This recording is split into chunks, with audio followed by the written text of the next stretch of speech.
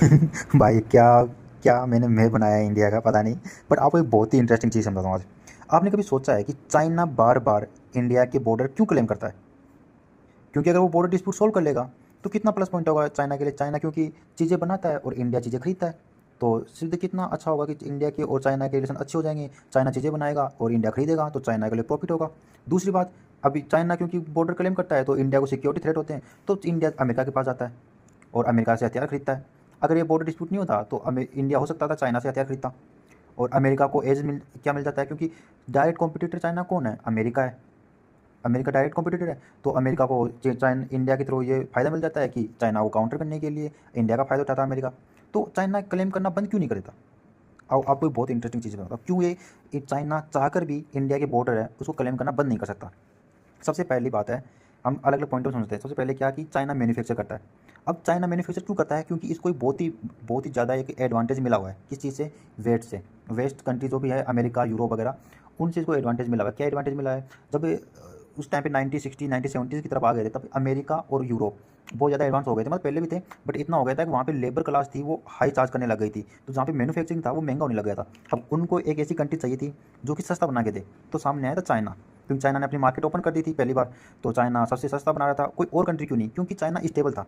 क्यों स्टेबल था? क्योंकि वन पार्टी सिस्टम है, कोई दूसरी पार्टी नहीं आएगी, ना कोई एनजीओ का चक्कर, ना कोई और चक्कर। सीधा एक लॉ पास किया, सीधा का सीधा मैन्युफैक्चरिंग स्टार्ट। कोई और ऑपोजिशन में कुछ है ही नहीं, डेमोक्रेसी है ही नहीं, डिक्टेटरशिप है। डिक्टेटरशिप में सबसे बड़ा फायदा होता है एक लॉ बनाओ सालों साल चलता है। तो ये स्टेबल गवर्नमेंट थी, इसीलिए यहाँ मैन्युफैक्चरिंग बढ़ी। अब चाइना नहीं चाहता कि सेम चीज़ें इंडिया को एडवांटेज मिले। क्यों? क्योंकि अब डायरेक्ट कंपटीटर अमेरिका का बन गया चाइना। तो अब अमेरिका की जितनी भी कंपनियां हैं वो इंडिया में जाएंगी। अब चाइना ये चाहता है कि इंडिया में स्टेबल, जो चाइना के पास था क्या माहौल था, या फिर स्टेबल गवर्नमेंट थी, तो वो चाहता है कि इंडिया के अंदर कुछ भी ऐसा चीज़ ना हो कि इंडिया स्टेबल हो जाए। कुछ ना कुछ वॉर, कुछ ना कुछ चलता रहना चाहिए। इसीलिए कभी नेपाल बॉर्डर डिस्प्यूट करता है, कभी चाइना बॉर्डर डिस्प्यूट करता है, उधर इधर अपना प्यारा पड़ोसी तो ही करने के लिए। और इनको सभी को इन्फ्लुएंस कौन कर रहा है? चाइना ही कर रहा है। तो पहला पॉइंट हो गया ये, स्टेबल नहीं होने देते। दूसरी सबसे बड़ी है नेवी। क्यों नेवी? अब अगर चाइना इंडिया के अंदर बॉर्डर डिस्प्यूट ना करे तो इंडिया क्या करेगा? इंडिया ये करेगा क्योंकि इंडिया के कोई बॉर्डर डिस्प्यूट होगा नहीं।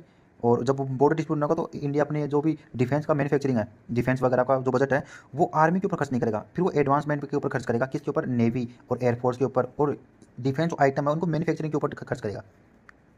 अब खर्च करने के बाद क्या होगा? नेवी स्ट्रांग होगी। और चाइना कभी भी नहीं चाहेगा कि इंडिया की नेवी इतनी स्ट्रांग हो जाए कि वो साउथ चाइना सी या पैसिफिक ओशन किसी में भी बाहर जाए, तो वो इतनी ही रहे कि वो आसपास तक ही स्टेबल रहे। इतनी ही वो चाहता है कि नेवी इतनी ज़्यादा स्ट्रांग ना हो कि वो मलाक्का स्ट्रेट को बंद कर सके। अभी भी कर सकती है वो तो, नो डाउट, लेकिन चाइना अगर वो ये सब नहीं करता तो इंडिया की जो नेवी और एयरफोर्स है वो बहुत एडवांस हो जाती। तीसरी